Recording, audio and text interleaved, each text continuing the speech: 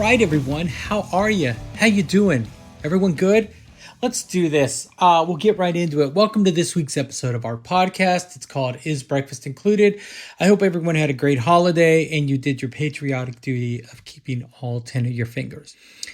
If you didn't, or you know someone that didn't, hey, we'll see. On the show this week, my good friend, a longtime friend, Allan Atwood. I've known Mark since the mid-'80s. That's how far we go back. He is one of the first original songwriters I ever met. You know what? I'm going to go one further. He is the first original songwriter I ever met. Long before everyone was doing it, long before it was cool, he was doing it, and he's still doing it. We had a great conversation catching up. We talked about Wild Child, which is the band that he was in when I met him, to Wasteland, to a really cool cover of a Crocus song they did, to what he's doing now. He's got a new album coming out in March. It's called Old Scars and Sandbars. Sorry about that. Old Scars and Sandbars. Anyways, he tells us a little bit about that and a bunch of other stuff. Let's check it out. All right, man. Tell everyone who you are. My name is Allan Atwood. It doesn't matter how you spell it. Apparently, it gets spelled about a million different ways. And I started playing music in Dallas, original music, at my own stuff at these songwriter haunts in 1980. So in June of 1980. So this summer marks 43 years that I've been doing this. 43. Crazy, Man, isn't it? I met you 86, 87. Yeah. That's when we met. I was just and you were in a band called Wild Child. Yeah. That wasn't your first rock band, was it? It was my first rock band of that variety of rock. Yeah, I mean, we didn't call it hair metal then because we didn't know if it only became hair metal in past tense, But yeah, it was my first band of that type at that time. I was doing a lot of songwriter, folky kind of songwriter gigs, country gigs. I mean, I'm from Ennis, so that's I'm from Ennis and I didn't play polka music, so basically it's country. And you know how that goes. But it was my first band like that, and the way that I came to that was really interesting. My brother, Jason, who still to this day, of all the 40 some odd years I've been doing this, probably had more natural ability, just God-given natural talent on the drums of anybody I've ever met. He didn't stick with it, but he was the drummer of this band called Wild Child. And I don't know if they even had a name. I think I may have had part of creating that name. But anyway, they didn't have a singer. And he knew that I had a relatively high voice and that I could hit all the notes of the covers they were doing at the time, which was Guns N' Roses and stuff like that, like everybody was doing at that time. Yeah. And I said, yeah, I mean, I can hit the notes. He said, well, listen, we're going to be auditioning some singers, but we really need the band to practice and get tight before we bring some of those singers in. Would you come and sit in and just be kind of like our rehearsal singer for a couple of weeks while we do that? And I said, sure, no problem. And, one thing led to the other, and they never bothered auditioning any singers. And 5 years later, I left the band and formed Wasteland, which then was pretty popular regionally for several years after that. Yeah, I remember both of those bands. Yeah, I only knew of Wild Child because a couple of the members, or one of the members, was from Corsicana, which is right. Tim Roselle. And I was good friends with his brother. And he said, hey, Timmy's in a band. We should go check him out. And back then, it was the thing to come and check you guys out at rehearsal. Go watch you practice. And the old A-frame. Huh? The old A-frame. Yeah. But, yeah, man. So that's how I met you. I remember coming to those rehearsals. And I remember, once you guys started gigging, it was a big deal for me because we knew you guys and you were playing live music. You were doing original music and covers. And the original music you were doing, a lot of it was stuff you had brought in, you know? Some of it was, and some of it was written by Brad and Tim and I together. Early on, most of the original music that we were doing was my stuff. Mm-hmm. But in very short order, Brad and I started writing songs together, and then Brad and Tim and I were writing songs together. And over the 4.5, 5 years that we were a very functional working band, that was pretty much the songwriting dynamic was primarily me, but also me and Brad wrote a lot of stuff together as well, and Tim chunked in a lot of help on that as well. So that was pretty much how that went. Yeah. I look back on some of those Wild Child recordings, and the recordings were kind of garbage because we didn't really know what we were doing, and we got some bad advice a couple of times. But man, the songs that we were doing were really fun, really fun. And I loved that band. I had a great time in that band. Man, you guys were a fun band. Like I said, I was just either in high school still or just out of high school. And it was might have been towards the end of my high school years, but it was a lot of fun. You guys were gigging every weekend. You were playing Yeah. all the cool clubs, On the Rocks, the Basement, City If it Limits. was a place that we wanted to play, which was Basement, On the Rocks, Dallas City Limits, then we were playing there. Yeah, yeah. And that was pretty much, we didn't do a lot of out of town work. That didn't come along until Wasteland. But Wild Child, actually, funny thing, and I've never really understood how this worked. Wasteland fell into being lucky enough to be picked up as tour support for a lot of the bands that we looked up to. And we got to play out of town quite a bit, but never had the draw in Dallas Fort Worth that we wanted. And Wild Child never played out of town much, but we were killing it in town. So yeah, You had the numbers in town. Yeah, what's it? Dan McCarthy played guitar in Wasteland. Yeah. And Dan is now guitar technician to the Stars. Yeah. I know, right? Yeah, dude. Dan is a guru with guitars. I used to call him all the time with questions. I'll tell you this much. If you have, I don't know if this is going to be a video or just audio only, but if you have a Gibson with a headstock like this and it breaks, and they all do, there's only one person in the country that I would send it to, and that's Dan McCarthy. Yeah. Dan taught me how to fix headstock. Yeah. No, he's great at what he does. Funny story. When the Basement reunions first started happening, Jeff Shattle asked us to be part of it as Wasteland every single year they were doing it, and every single year Dan told me no. Every single year. And the other guys in Wasteland were all about doing it. Even Greg, who doesn't really gig anymore, and we were all interested in doing it. Every single year Dan said no. Just could not be bothered with it. I tried everything I could to talk him into it. Yeah. Well, man, one thing I noticed about you, like after I got to know you, you would play these. You had all these recordings of you like performing or singing, and then now that I'm who I am now, and have lived this long, I realized you were doing the singer-songwriter thing when the singer-songwriter thing wasn't cool. That's kind of where you came from. I sure am glad that you said that, Bernie, because I'm not supposed to, but yeah, that's true. No, I'm serious. Like you now, like when I hear people talk about, I always tell them, man, I've got this friend that was doing it way back when, and it was very, what I say, you were very true to it. Like you've always been a songwriter in my eyes. You were very true to it. You didn't just pick it up like after it became a thing. Right. Right. I'll be honest, I get frustrated sometimes just because it feels like, we talked about at the top of this, that this is my 43rd year of doing this.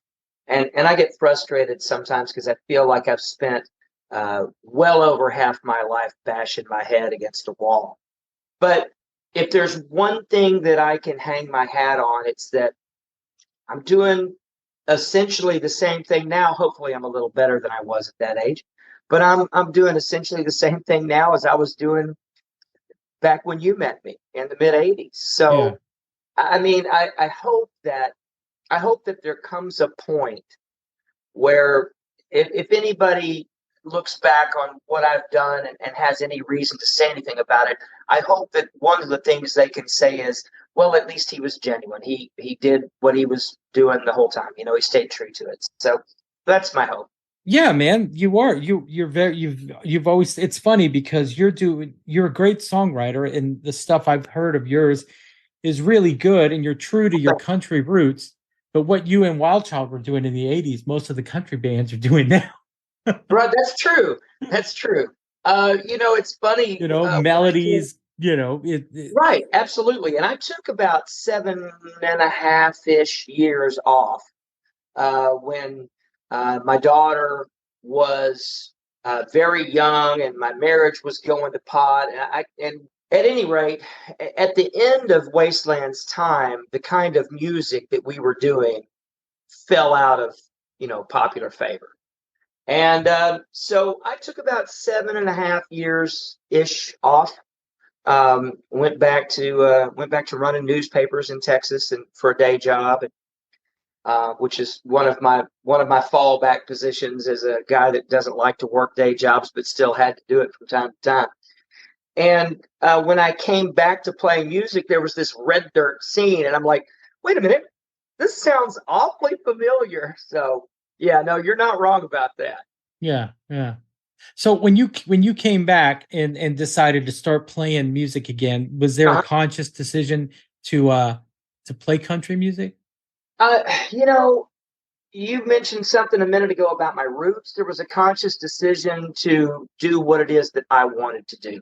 And it just seemed to me that what that thing was translated more easily into the Texas country scene at the time because I felt like I needed to find a place to fit in. I felt like I needed to find a kind of a groove to where I could book and play and promote my music and make recordings, and I needed some kind of room to be in where I wasn't sticking out so much like a sore thumb. And that seemed to lend itself already to what I was doing musically. So a conscious decision, yeah, I guess. It wasn't like, hey, I want to go do this thing. It was like this thing lends itself to what I'm already doing. Okay, that makes sense. And coming from someone who's known you for a lot of those 43 years, it's you're not that's not a what do they call it? It's not an affectation. Exactly. Right. I wouldn't use that word, but no, it really I knew that when you started back and I started seeing you around and your name pop up, I was like, well, he's just going back to what he's always done. Pretty much, yeah. I didn't have to make any radical changes to fit into the Texas country red dirt, whatever we're calling it this week, scene. But funny, I've always felt out of place in that scene until we started calling what I do Americana. Yeah.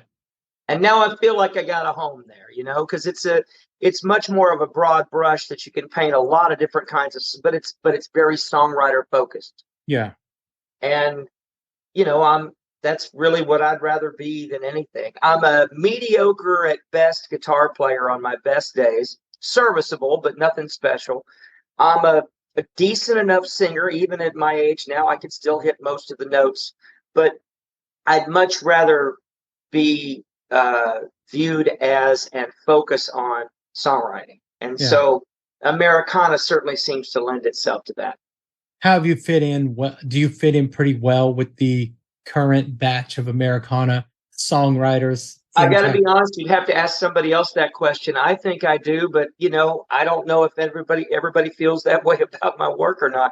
I kind of feel like I've always been on the outside looking in, and I don't know if that's because of personality, being outspoken. I used to be very politically active. I'm not anymore. Wouldn't touch it with a 10-foot pole. I'm busy being happy. But there's no shortage of reasons why I've always kind of felt like that.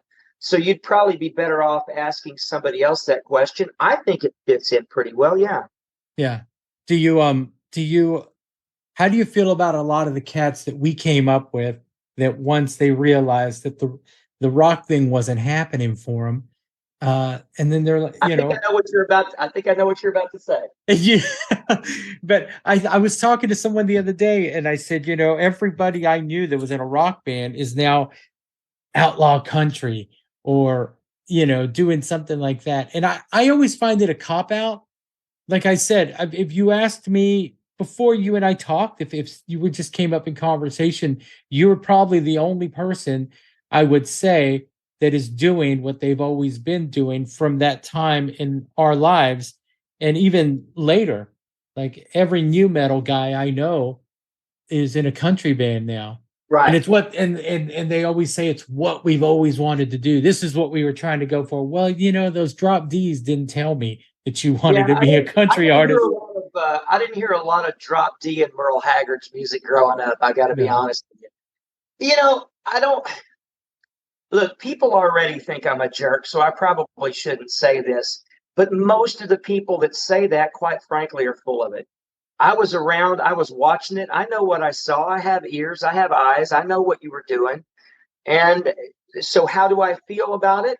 I feel fine. Go do whatever makes you happy. And if this country-ish thing makes you happy, then by all means do it. Try to do it authentically. Try not to force it. Don't write crappy cheap pop lyrics. I hate that. If you want to get my attention because the quality of your work is good. Don't get my attention because of some cheap pop. So I shouldn't write at a party drinking Bacardi, right? No, you shouldn't. But I don't know. Don't judge me, Bernie. I'm broke. Some of these people writing at a party drinking Bacardi are cashing checks that I'll never see. Don't listen to me. I'm a dumbass old broke guy. Which dovetails nicely into something I wanted to tell you, and that is that apparently I don't care that much about money. I wish I did. I could be doing a whole lot better, but you're right. I'm still doing the same thing I was doing, and I don't know that that's a good thing. My wife would probably prefer that I make a little more money, but I don't know. You say outlaw country. I have a really stern opinion about outlaw country. The very first album I ever bought with my own money was Redheaded Stranger. Mm-hmm.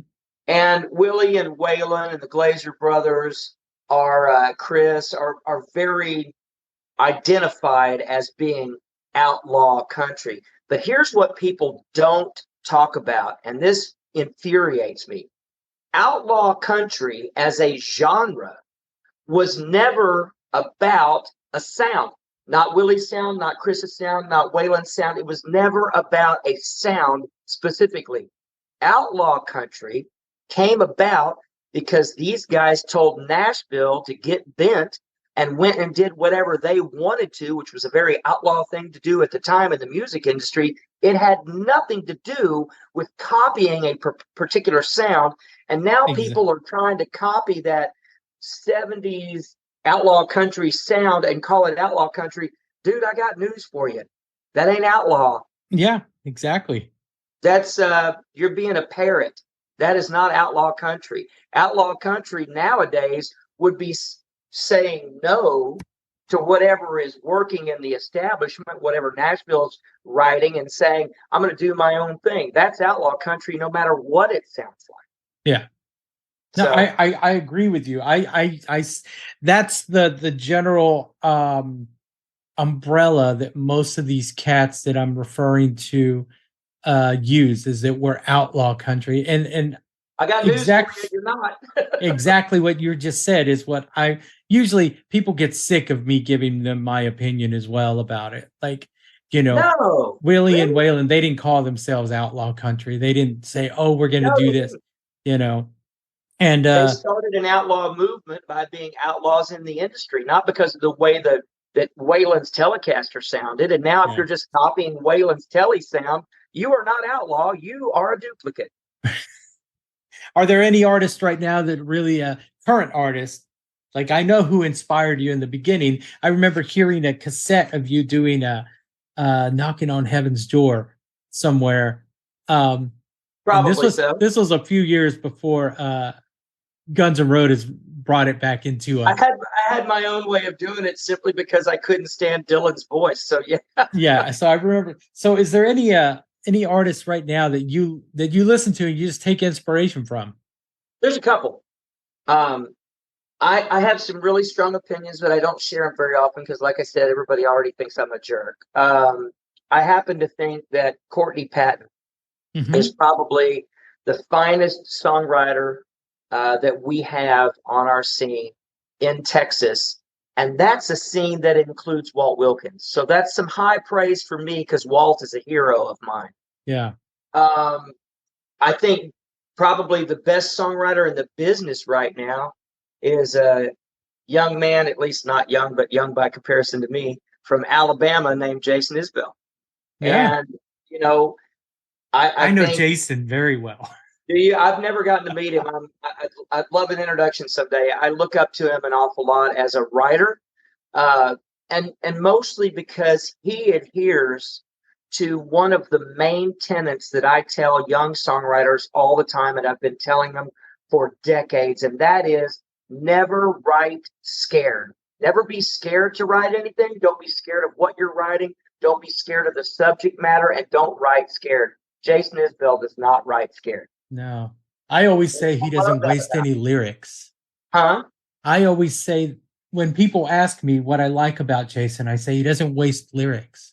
No, he doesn't waste a word. That's true. You know, neither does Courtney, and I think they certainly share that no wasted words tendency. I think she's.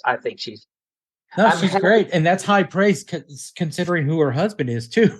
You know. Yeah, you know, and I love Jason too. I haven't gotten to see him in a few years. I had them both down to the island for a song swap show with me a few years ago, but you know, they're very busy right now, and I'm very happy that they're getting so much love nationally.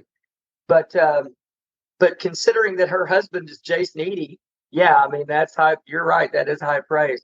I don't know. I just love the way she words stories. I don't know anybody who writes a sad song better than Courtney Patton. Just don't. Now, I know some folks that might write happy songs better because that's not her thing, but I don't know anybody that writes sad songs better than Courtney Patton. Yeah. Another guy is John Paul White. Have you heard of John Paul? I have not. He's very, you should check him out. He writes a lot of sad songs too. I saw him in Denton when I was living there, and the first thing he said is like, I hope you didn't come to smile. Yeah. Well, you know, and I dig that because I've been told this for years that I write too many sad songs because people come to my shows and they're like, damn, this is depressing. But it's what I'm comfortable in. It's my wheelhouse. Now, I did start making a conscious decision to try and break out of that.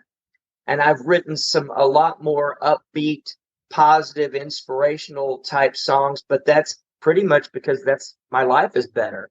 You know, I'm a happy guy, and my writing, as is usual for a lot of people, mirrors where I am in the world. And you know, I've got a song that's coming out in a month or so, maybe shorter than that. It's on the new album, but we're going to actually push it out as a single called "Little More Love," and it's the entire reason why I even have a new album out. I thought I was done making albums, and so. You know, it's about loving your neighbor, and there's a lot of songs that I'm writing like that these days. They're happier and more inspirational focused, and I think more than anything else, that's a reaction to the world around me that's already depressed enough. Thank you very much. Yeah, well, I remember a few years ago you were very active politically on your social media. Did you? Yeah, that really worked out well for me, Bernie. Did did you come to the conclusion that you're not going to change anyone's mind, and that, you know what, I'm just, I personally, like, I was never vocally active. I couldn't believe, you know, what was Right. going on in the world. Right. And I would follow you, and I think it did work out for you, man. Like, you stay true to yourself. Well, yeah, okay. I'll explain. So to answer your question passively, yes, I did figure that out, but it was more than that. It was more than just I'm not going to change anybody's mind. If I may sound audacious here, I had the audacity to think that anything that I said or the stances that I took or the things that I was active about would help people. Mm-hmm. And what I realized was not only was I not changing anybody's mind, but I was being counterproductive because what I was engaged in was not only not helping people, but it was creating even more division and more problems that was hurting people. And that's not what I want to do. Not only that, but it made me unhappy. And, you know, you said something earlier about the age you are now. You get to the age that we are. I'm a little older than you, but we're both, not the kids we were when we met. And you get to a point where if you've seen some things and you've been around long enough, you start to reprioritize what's really important.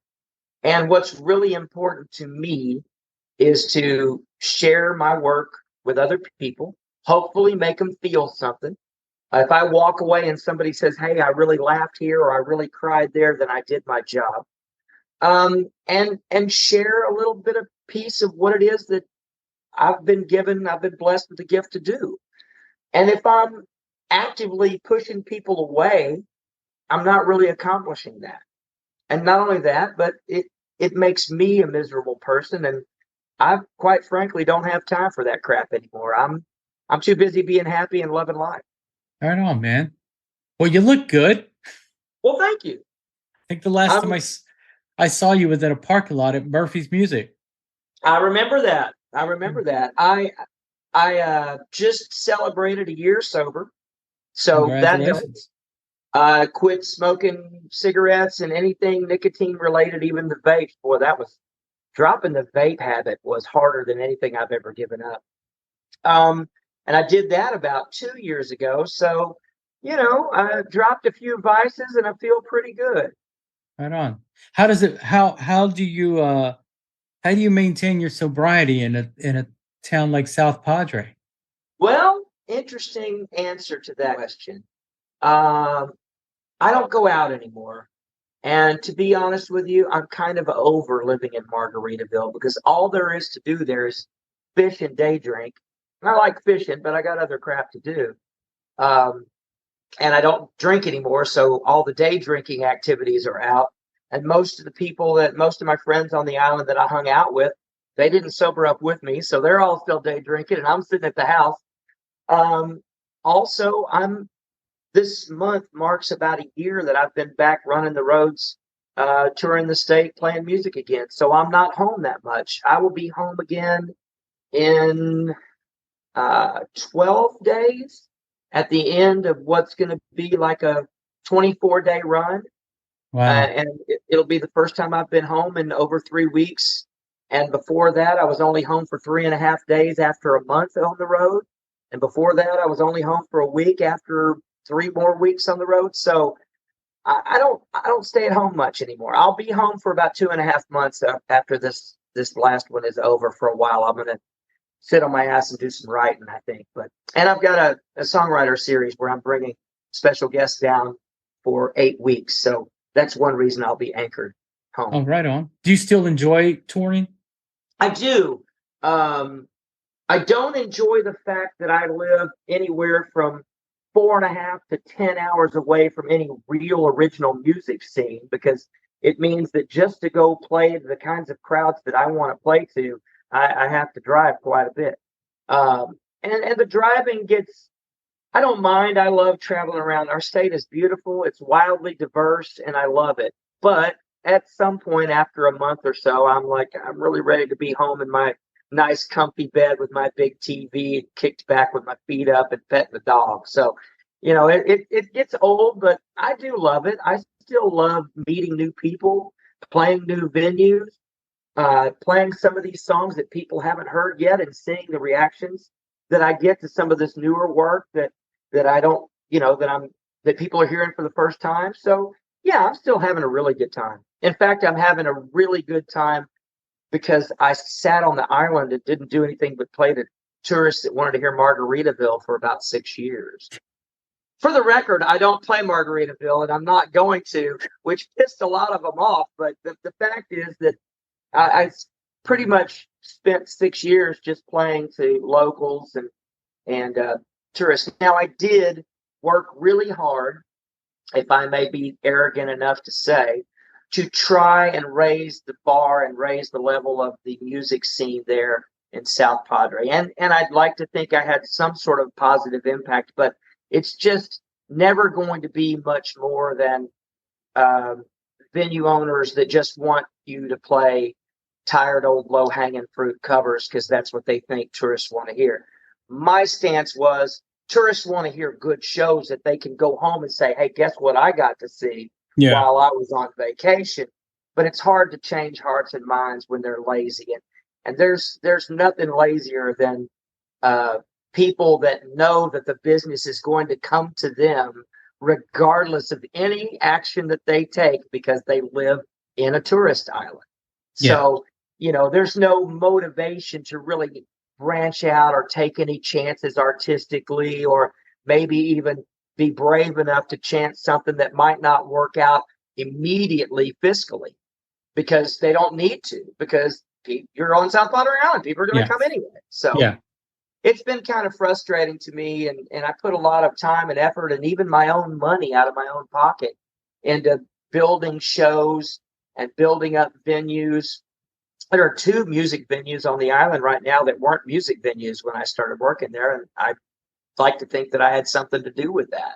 Right on, man. But it's just really, really hard to change hearts and minds in a tourist environment because they're not motivated to change. They don't need to. Yeah. I completely understand that. Which is a bummer. Yeah.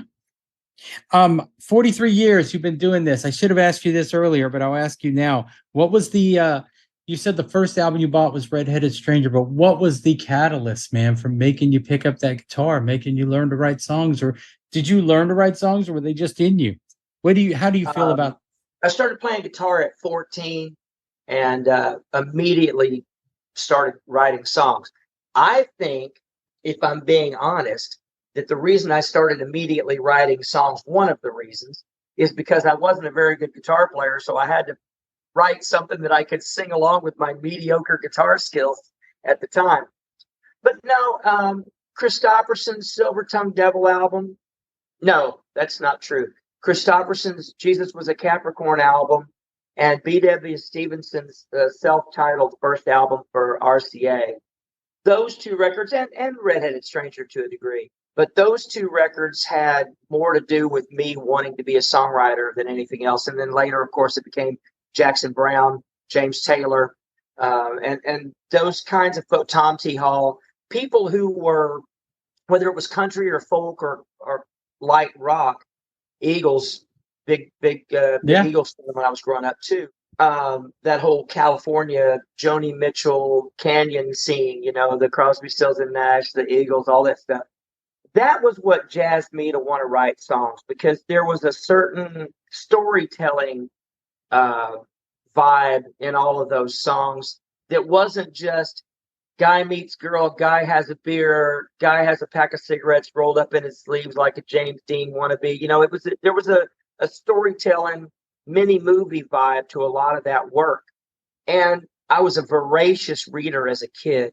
And then I heard these songwriters, these storytellers writing these little 3-minute vignettes of these wonderful stories that had so much life in them. They had so much character development and so much life in only 3.5 minutes and a handful of words. And I was inspired to want to do that because it jazzed me. I don't know. my mom had a great record collection. I'm lucky that I got to hear the B.W. Stevenson and the Chris albums that I did when I was like 11 and 12 years old. Right on. And I can tell it still jazzes you. Oh, yeah, absolutely. I'm doing a cover album right now. It's the first one I've ever done. I'll be releasing it later this year in 2 volumes.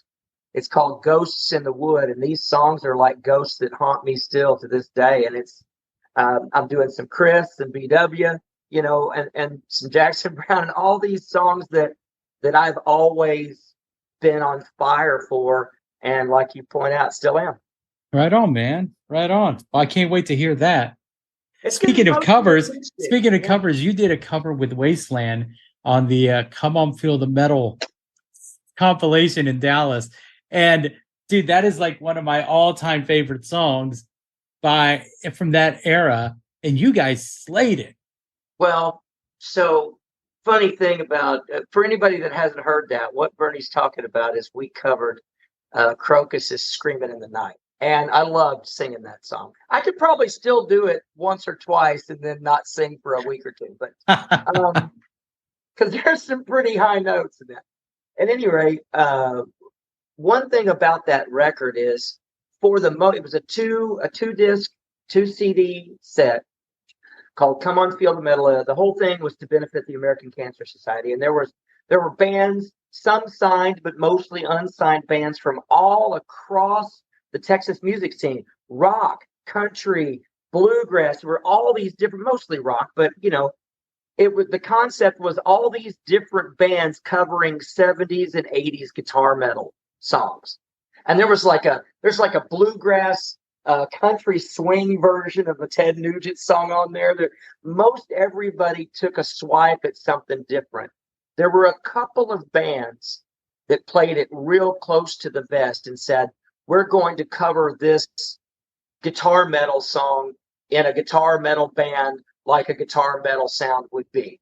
And we were one of those couple of bands. Another that comes to mind is my favorite version ever of the Thin Lizzy classic Cowboy song that the Toadies did on that record. If you haven't heard it, anybody that has not heard that, immediately go seek it out. It is the most killer version of that song that anybody ever did, and it was the highlight of that record for me, but I was proud of what we did on there too. Yeah, that was like I said, it's still one of my favorite. I have the CD still. That's awesome. That's awesome. I don't even have a copy of that, man. You'll have to burn me one. Well, man, what do you got coming up? Well, my new album, I guess it's still new. It's July. It came out in mid-March. Is my 5th full-length album with my name on it. And it's got 12 songs on it. Just wrapped up the radio promotion for our 3rd single off of it called Pedal Down Life, and it did pretty well in Texas. And we've got the song Little More Love that we're going to be pushing out in the next few weeks as the 4th and probably final single off of that album. The album is called Old Scars and Sandbars, and it's half of it are songs that were written and in one case recorded prior to me moving to the island. And they were songs that I always wanted to do but never quite fit on any other previous album. Those are the Old Scars. Mm-hmm. And then the other half are songs that I've written since living on South Padre, and those are the Sandbars part. So I love the record. I'm as proud of it as anything I've ever done, and I'm looking forward to this Little More Love single and seeing what the world thinks about it. Like I said, I'm back on the road. So if you live in a place in Texas or Southern Oklahoma, chances are you're going to be able to come see me at a show. Right on. Do you have any shows coming up that you want to promote? Well, I mean, I don't know when this will air. But I've got shows this weekend in North Texas in Durant at the casino. But what I'm really excited about more than anything else is starting in August, I'll be doing another one of my 8-week songwriter series. And I'll be bringing in some of the best songwriter talent in Texas and Oklahoma to come down to the island and do 8 Friday nights in a row at a place called Hopper House, which is in the shadow of the Lighthouse in Port Isabel. right there at the foot of the causeway. So I'm really excited about that. This is the 8-week songwriter series that I've done in South Padre Island since I've been there. And the third one I've done at Hopper House. And they've been incredibly well attended and just magical shows. And when does that start in August? It starts the very first Friday in August and runs through the first 4 of 5 Fridays in September. I'm not sure what the day. I think it's August 4th through September 21st or 2nd, whatever the 4th Friday in September is. So eight Fridays in a row starting August 4th. Well, cool, man. Well, Mark, I appreciate you taking the time to do this. Like I said, you're asking me. I've really enjoyed it. It's fun. Yeah, man. I knew it would be fun. You and I, we could probably talk for hours about our history together. We absolutely do. I've always had a lot of admiration for you. You've always stuck to your guns, man. You know, if I have never told you that, I'm telling you that now. That means a lot to me, Bernie. I appreciate that. Thank you. Sometimes it's a very thankless position. I say that a lot about my gig. It's a very thankless job. I can see that. But I have one more question. It's called Is Breakfast Included? And if we were having breakfast, what would you have? I love breakfast. It's my favorite meal of the day, and I'm a big bacon, eggs, French toast kind of guy. But over the last couple of years, my lovely wife, Amy, has decided that we're going to eat healthy on the weekends. And she throws down these spreads full of these little sausage egg quiches that she makes, along with 5 or 6 different kinds of cut up fruit, and it's all really wonderful and weight gain friendly and or Weight Watchers friendly, I should say. It's been the thing that I look forward to coming home the most is my weekend breakfasts with her. I'll send you some pictures of the plates, and you'll see exactly what I'm talking about. But lots of fruit and some eggs, and that's my breakfast these days. Awesome, man. Awesome. Well, again, I thank you for doing this. I look forward to hearing this album, man. Well, thank you. I'm looking forward to finishing it up. Let's catch up again soon. Absolutely. And, man, it's been good talking to you. It's been good catching up with you. Thank you, my friend. I really appreciate it. All right, brother. All right. See you. Mark Allan Atwood. Do I ever steer you wrong? Mark's a great guy, man. You should check out his stuff. You can find him online at Mark Allan Atwood, and that is Allan, Allan, both Facebook and Instagram. Like he said, he's got this songwriter series coming up that starts in August. The first Friday of August goes through the September 21st, which I think is a Friday. Anyway, I had plenty of time to look this up and I didn't, but you know what? I'm going to look it up right now. 22nd, September 22nd. I'm a mess. Anyway, check him out, man. Support independent music. Like I say, support it, support it, support it. They have merch, buy it, download their music, go out and see some live shows. He's got some shows happening in North Texas and Durant, Oklahoma this weekend. Check him out. While you're online listening to this, and if you're not listening to this on your computer, go and check out isbreakfast.bigcartel.com. Buy a shirt. We're hoping to add some more merch to that. We'll see. Until then, I am done. Have a great day. We'll talk to you next week.